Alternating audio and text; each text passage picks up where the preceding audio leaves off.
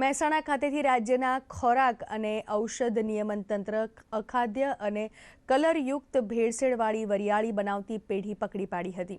ખોરાક અને ઔષધ નિયમન તંત્રના કમિશનર એચ.જી. કોશિયાએ જણાવ્યું હતું કે દરોડા સ્થળેથી અખાદ્ય લીલો કલર મળી આવ્યો હતો અને 12 લાખની કિંમતનો કુલ 12 ટન જથ્થો જપ્ત કરવામાં આવ્યો છે।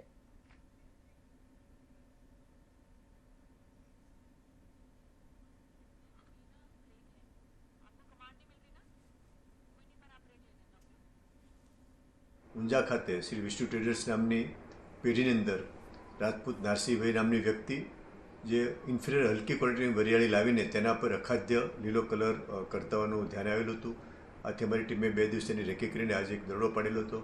દરોડા દરમિયાન ત્યાંથી લગભગ 12 ટન જેટલું આ જે ભેળસેળ કલરવાળી વરિયાળી મળી આવી છે।